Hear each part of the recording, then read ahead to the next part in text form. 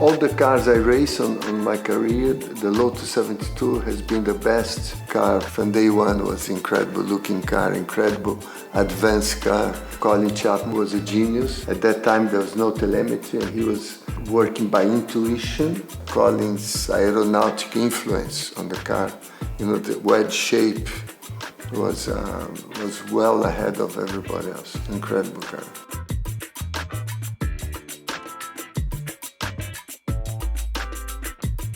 The car was always very light, with inboard brakes. Colin was able always to adapt to the car the way I wanted the car, because each driver has his own style of driving. It was a fantastic combination.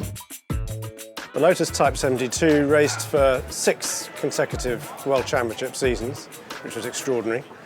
It won 4 World Championships and 20 Grand Prix, with the wins spaced between 1970 and 1974, so a 5-year spread of winning.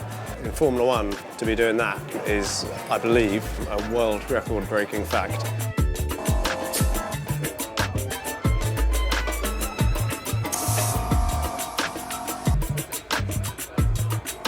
I was so much into that car because it's the most important part of my life, my sports life.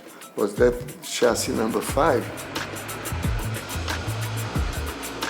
Most of the Formula One cars had the radiator in the front, the water cooling radiator, so that necessitates quite a bulky nose. My father and Maurice Philippe had the idea of moving the radiators to the side of the side pods. They're called hip radiators, and that enabled the nose to be profiled as a chisel wedge shape, which reduced drag and reduced lift over the surface of the nose, and improved airflow over the whole car to the all-important rear wing, which was a fairly recent innovation in Formula One, bolting upside-down wings onto Formula One cars. So you're improving the airflow to the back of the car. Each characteristic design of the car had a kind of knock-on benefit to the next part and the next part, and it all added up as a world beater.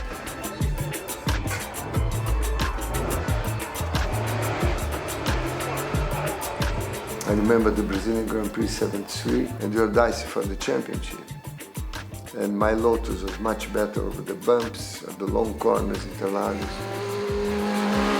That was maybe one of the things which really made the 72 successful above the competition. It has rising rate suspension, torsion bar suspension with dampers. There's no springs on the car.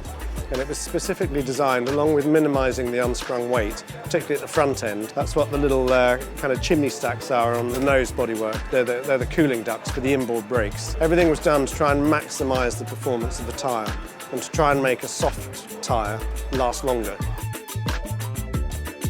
That chassis number 5, who I won Watkins Glen, who I crashed in Monza, I won the Brazilian Grand Prix, I won the Italian Grand Prix, the World Championship.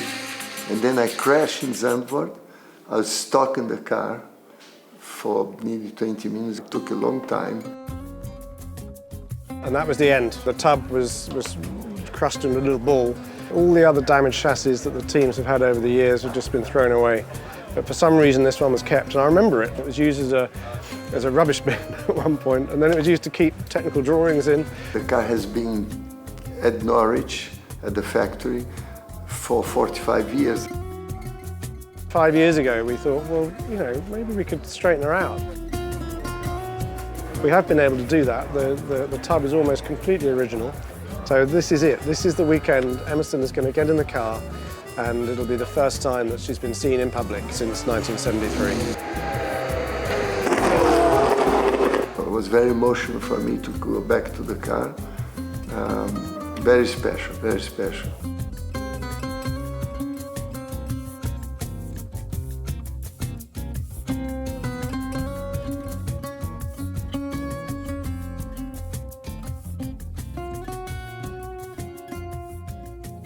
When I first sit down, I had all the memories before driving the car.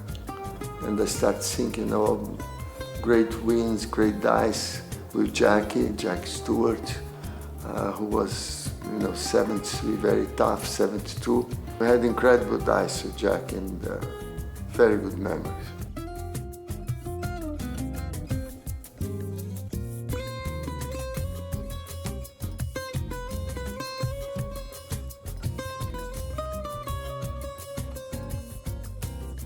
You know, the position was exactly the same. The padding on the back of the seat on my original one from '73, the day I crashed.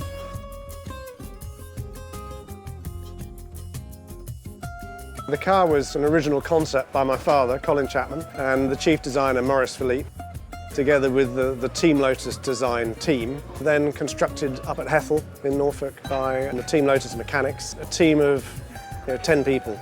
You know, the boys, the mechanics are so much enthusiasts.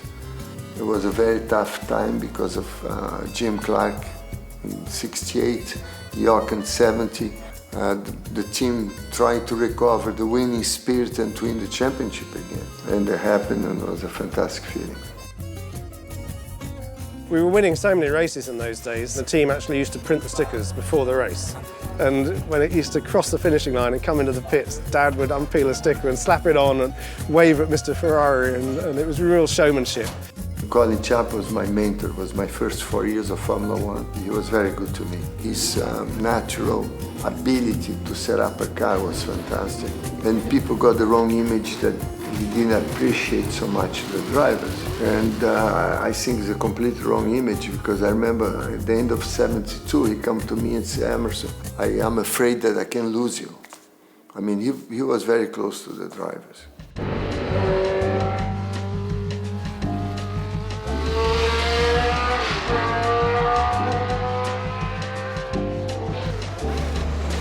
It's obviously all manual. There's no buttons on the steering wheel, there's just a gear stick, and there's 3 pedals, and there's no traction control. Yeah, it's a lot of people's idea of what a racing car should be. Driving back again Goodwood was very, very emotional for me, very emotional. She's a very special car to Emerson and to Team Lotus.